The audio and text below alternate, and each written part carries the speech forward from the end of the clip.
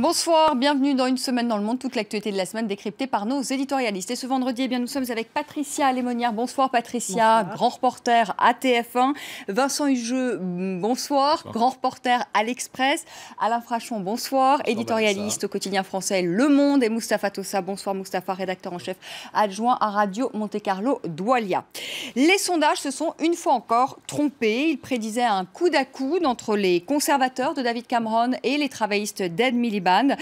Eh bien, finalement, David Cameron et son parti ont emporté haut la main ces élections législatives en décrochant même la majorité absolue au Parlement britannique avec 331 sièges, un vrai raz-de-marée.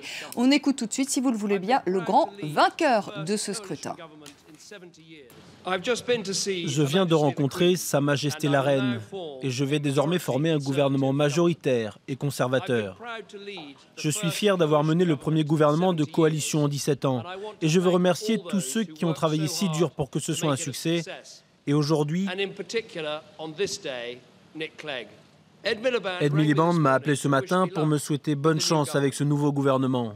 C'est un geste généreux typique de la part de quelqu'un qui est très clairement investi dans la vie publique pour de bonnes raisons. Alain Frachon, les Britanniques finalement ont récompensé le bon bilan économique de David Cameron? En tout cas, les Anglais. Parce que le parti conservateur en Angleterre est maintenant quasiment structurellement la force politique dominante. C'est en Angleterre que le Premier ministre fait son succès. Il le fait très vraisemblablement, naturellement, sur ses bons résultats économiques. Et on ne crée pas 2 millions d'emplois, même des petits emplois, comme on va nous seriner à Paris, sans remporter les élections en général. Voilà. Alors, en même temps, c'est pas si simple que ça. Parce que l'Écosse est d'humeur totalement indépendantiste. Le sentiment europhobe dans le pays est très fort. Le parti indépendantiste du Royaume-Uni, le UKIP, comme on dit, même si son leader a été battu, même s'il n'aura qu'un seul député à la Chambre des communes, ce parti est maintenant la troisième force en Grande-Bretagne, la troisième force politique en Grande-Bretagne, avec 14% des voix. Pourquoi y a-t-il si peu de députés? C'est le guirret du système uninominal à un tour, le mode de scrutin en Grande-Bretagne. Et enfin, les travaillistes prennent une véritable veste, encore une fois, pas tellement dans l'ensemble de la Grande-Bretagne, mais ils perdent leur fief écossais. Alors pourquoi? C'est assez simple, parce qu'ils perdent entièrement leurs 40 députés en Écosse. C'est assez simple, c'est que l'électeur travailliste écossais est indépendantiste. Alors il vote pour le parti indépendantiste et il n'a pas pardonné aux dirigeants travaillistes du Royaume-Uni d'avoir été contre le référendum pour l'indépendance de Grande-Bretagne, de l'Écosse en septembre dernier. Voilà un peu la carte électorale qui se dessine. Le tableau. Vincent Hugeux, Alain Frachon le soulignait au début de son intervention. Ici en France, on conteste beaucoup la politique d'austérité. On va dire, oui, mais en Grande-Bretagne, il y a des emplois précaires. En Allemagne aussi, il y a des emplois précaires. Mais au bout du compte, les Britanniques, dans le fond, emploi précaire ou pas emploi précaire, ils préfèrent avoir du boulot et ils saluent le bilan de David Cameron. On peut dire ça comme ça? Il n'est pas exclu qu'un emploi, fût-il précaire, vaut mieux que pas d'emploi du tout. Et c'est sans doute ce qui est salué par une partie de cet électorat qui, par ailleurs, ne parvient pas à se convaincre que les travaillistes, en dépit de leur discours social et de leur dénonciation précisément de la sauvagerie économique de leurs adversaires, convaincre donc qu'ils sont capables de gérer mieux que d'autres. Par ailleurs, il faut reconnaître aussi qu'on assiste à un véritable carnage en ce qui concerne les autres formations. On a eu une cascade de démissions qui sont en quelque sorte la conséquence mécanique des revers, sociodémocrates, même Nigel Farage, le patron du UKIP, fût-ce à titre temporaire, a décidé de prendre un peu de recul. Et donc, on voit bien ici aussi que ce qui était un peu la chimère historique d'une sorte de tripartisme où on aurait eu, à côté de l'ancien tête-à-tête travailliste conservateur, une force centriste, social-démocrate, durablement implantée, cette chimère-là a explosé, notamment parce que les tropismes qu'évoquait à l'instant, on est effectivement écossais avant d'être travailliste. Et d'ailleurs, le résultat qui est 1 millimètre du grand chelem en la matière des partisans de Nicolas Sturgeon l'atteste également. Donc je veux dire, c'est assez, me semble-t-il, utile de remarquer qu'en Angleterre, comme dans beaucoup d'autres pays européens, il y a une sorte de recomposition du paysage politique qui n'obéit plus aux vieilles règles. Et on pourrait aussi considérer, et je termine là-dessus, après tout, que le destin de UKIP ressemble, bon, l'analogie est un peu acrobatique, à celui du Front National, on y reviendra tout à l'heure, en France, puisqu'au fond, on a une force durablement implantée, qui pourtant ne parvient pas, du fait du mode de scrutin, à accéder en termes de sièges à quelque chose qui correspondrait à son implantation nationale. Donc voilà, je pense qu'il y a toutes les lignes bougent, et je pense, et je termine vraiment là-dessus, c'est-à-dire que pour Cameron, et on le sent d'ailleurs quand on le voit et quand on l'écoute, quelle revanche! Que n'a-t-on dit, lu et entendu pendant cette campagne, évoquant par exemple la montée en puissance d'un Ed Miliband. Donc je crois que là, il doit savourer pleinement cette victoire. C'est une belle revanche, Patricia Lémonière. Oui, c'est une belle revanche. Enfin, il faut voir que l'homme est un homme qui est très pragmatique, qui est très calme. Il a souvent été un peu critiqué, justement. C'est un homme qui est né, comme on dit, avec une cuillère dans la bouche, puisqu'il est d'une grande famille de la noblesse britannique. Il n'aime pas en faire état. Donc, pour lui, c'est une revanche au sens où ce n'était pas quelqu'un qui était donné gagnant. Mais je crois qu'au-delà de ça, au-delà de cette journée de victoire qu'il doit savourer aujourd'hui, il faut voir que la partie qui s'annonce va être une partie très difficile. Contrairement à ce qu'on dit, l'économie britannique ne va pas aussi bien que ça, et à terme, il va y avoir d'autres enjeux graves auxquels David Cameron devra faire face. Il va avoir aussi ce référendum à organiser. Comment va-t-il l'organiser? Comment va-t-il louvoyer entre les très europhobes dans son parti et puis lui qui est pour le maintien de la Grande-Bretagne au sein de l'Europe, avec bien sûr des réformes à faire? Comment va-t-il faire face aux nationalistes écossais qui, eux, sont prêts à claquer la porte? Donc vous voyez, je crois que la partie qui s'annonce, pour lui, le lendemain de la victoire, pourrait être plus difficile que ce jour de victoire. Moustapha Toussa. Oui, moi, ces élections, en plus de tout ce qui a été dit sur ce plateau et qui est très, très pertinent, moi, je rajouterai 2 réflexions. La première, c'est que voilà un homme, un des premiers ministres britanniques les moins rayonnants sur le plan international, qui arrive à réaliser cet exploit électoral. Et donc, ça veut dire, morale de l'histoire, les élections se jouent à la proximité et à l'économie locale. La deuxième réflexion que m'inspirent ces élections, c'est, voilà un homme, le travailliste Ed Miliband, qui a mené une campagne électorale extrêmement importante sur les réseaux sociaux, qui a essayé d'innover dans la manière de communiquer avec les Anglais, qui a fait appel à des communicants américains, et pourtant, le programme n'a pas suffi, son programme n'a pas suffi à séduire et à convaincre l'électorat britannique. Et troisième élément, donc, il y a, comme vous l'avez déjà dit, 2 bombes référendaires qui attendent David Cameron.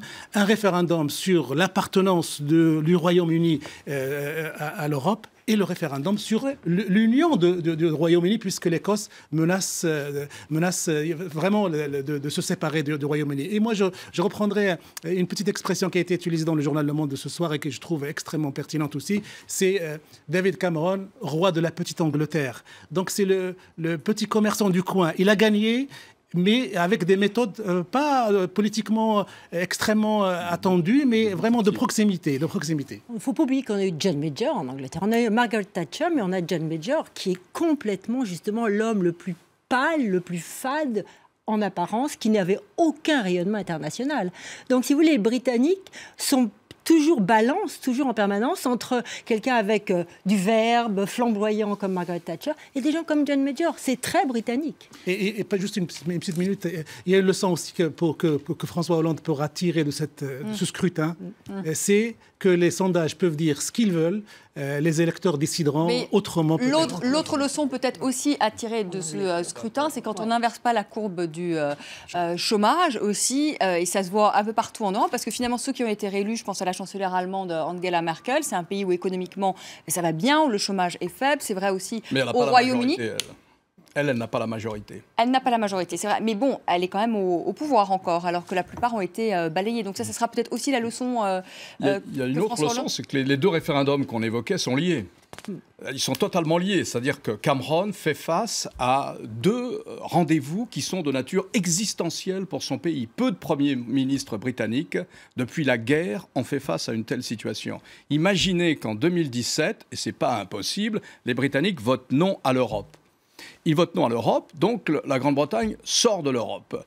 Qu'est-ce qui se passe? Les plus pro-européens du Royaume-Uni sont les Écossais. Immédiatement, ils se serviront de ce prétexte pour dire le pacte que nous avons avec Londres est rompu, nous organisons un référendum sur l'indépendance et nous sortons du Royaume-Uni. Il fait face à deux menaces qu'il n'est pas, qu'il n'est pas exagéré de qualifier d'existentielles pour le Royaume-Uni. J'imagine, du haut de mon incompétence sur les affaires britanniques, que le calcul d'un Cameron aujourd'hui, c'était de déjouer les pronostics et de l'emporter, avec une majorité absolue qui peut apparaître miraculeuse, mais aussi de respecter sa parole, c'est-à-dire effectivement d'organiser ce référendum en souhaitant ardemment que le non à l'Europe ne l'emporte pas. Parce qu'il me semble que cette situation serait moins ingérable que l'autre scénario qui vient d'être évoqué. J'ajoute sur un mot un peu plus prime-sautier qu'il n'est pas né seulement avec une cuillère d'argent dans la bouche, mais aussi une fourchette et un couteau du même métal qu'il utilise d'ailleurs pour manger les hot-dogs. Merci pour l'anecdote, Vincent. Il y a aussi les Moustapha, quand même, un mot. Quel est le problème des Britanniques avec les Européens?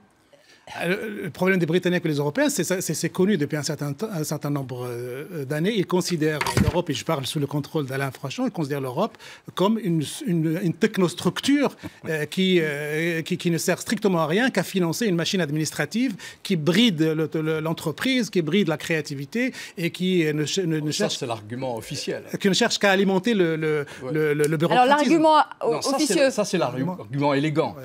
C'est l'argument officiel, ça. Voilà, la souveraineté de la Grande-Bretagne, de la Chambre des communes, est malmenée par Bruxelles. Mais à la vérité, le UKIP, les indépendantistes, n'ont qu'un seul discours, l'immigration. Toute une partie de l'europhobie ou de l'euroscepticisme britannique ne s'explique pas par la relation entre Londres et Bruxelles ou entre la Grande-Bretagne et les autres, mais c'est un vote anti-immigration, le vote anti-européen. Et il a gagné, je pense, une partie de ses élections et de son électorat sur ce discours-là. Et là-dessus, il a mordu justement ce UKIP. Et donc, c'est la grande astuce de David Cameron d'avoir mis en avant ce discours qui est très violent sur le plan de l'immigration et de la circulation au sein de l'Europe. Et donc, il a mangé des voix à son extrême national. Oui, mais pas seulement là. Parce que ce qui est intéressant, c'est que dans les 14% que fait le UKIP par rapport à 3% aux précédentes élections législatives, ça veut dire qu'ils font 11 points, en 5 ans. Bon, ce qui est intéressant, c'est qu'ils récoltent des voix travaillistes en Angleterre. Le UKIP récolte des voix travaillistes en Angleterre. Donc voilà, comme le Front National en France.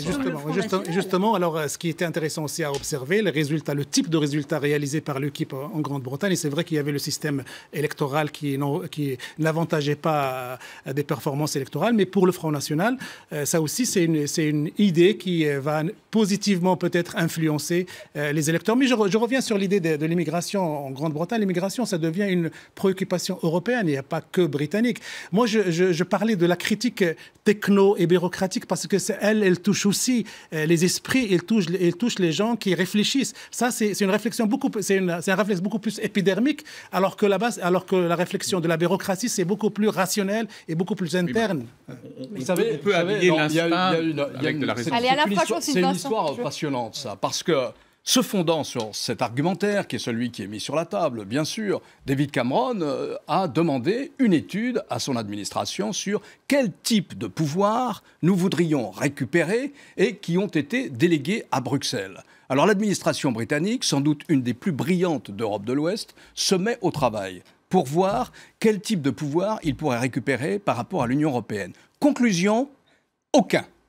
Nous avons tous les pouvoirs que nous voulons avoir, nous avons toutes les exceptions que nous voulons avoir, et en aucun cas, la machine bureaucratique européenne ne vient mordre sur la souveraineté de Westminster. Conclusion de l'enquête. D'une formule I want my money back, c'est le fameux martelé Margaret Thatcher, I want the migrants out, répond l'écho aujourd'hui. Il y a aussi l'idée, enfin, la fixation sur la monnaie. Les Britanniques veulent absolument garder leur monnaie, refusent l'euro. Pour eux, l'euro, c'est une épouvantail absolument... Mais là, ce n'est pas un enjeu. Enfin, personne ne leur demande de rejoindre la Non, personne ne leur demande. Mais dans l'absolu, l'Europe est aussi... Mais est-ce qu'on a besoin finalement du Royaume-Uni? Parce que ça fait quand même des années qu'ils nous cassent les pieds quand même, en disant que ça ne va pas, l'Europe, que ça ne leur convient pas. Finalement, qu'ils restent sur leur île. Et non, c'est pas possible, ça, Alain Frachon? Ah non, moi j'y tiens pour plein de... pour le gin tonic, pour Londres, pour leur sens des libertés publiques, pour leur ouverture sur le monde, etc., etc. Moi je pense que la Grande-Bretagne, c'est un partenaire essentiel de l'Union européenne du XXIe siècle. Mais c'est un partenaire dans les faits sur le plan international et on en profite à l'occasion de ces élections pour dire qu'il est en train de disparaître. La Grande-Bretagne n'a plus ce rôle moteur, ce rôle de locomotive, que ce soit sur le plan de la politique du Moyen-Orient, de l'Afrique ou du monde. Donc, Vincent Hugeux, c'est catastrophique s'il nous quitte. Moi, je partage totalement la conviction d'Alain là-dessus. Vous savez, c'est un peu comme le rapport de la France métropolitaine avec la Corse. C'est-à-dire que le réflexe, c'est parfois de dire ils veulent l'indépendance. Une minorité d'entre eux, au demeurant, veulent l'indépendance. Qu'ils la prennent, eh bien non. La Corse est un élément constitutif de ce pays qu'est la France. Et de même, je considère que, en dépit d'une attitude qui est parfois exaspérante, l'ensemble britannique est un élément constitutif. Vous l'enlevez, il y a un équilibre qui se défait. Et je privilégie aussi les bons côtés, cette passerelle avec un autre monde que le nôtre, cette capacité d'initiative sur ce qui peut parfois être un peu irritant dans la répétition permanente de cette europhobie militante. Un mot, Patricia. Moi, je dirais qu'on en a besoin de ce débat, finalement. Nous n'avons pas de débat en Europe sur l'Europe. Eh bien, ce sont les Anglais qui, paradoxalement, dans ce référendum, vont mettre sur la table le vrai débat. Qu'est-ce que c'est que l'Europe et qu'est-ce qu'on veut de l'Europe? Parce que les Anglais, à l'inverse de bon nombre de pays européens, quand ils se mettent à débattre, ils savent débattre. Allez, on fait une petite pause, le temps du rappel des titres. Et puis la seconde partie de notre semaine dans le monde, nous parlerons de ce déplacement de François Hollande. Il était lundi au Qatar, il était mardi en Arabie Saoudite. Et puis on reviendra sur la guerre chez les Le Pen. A tout de suite.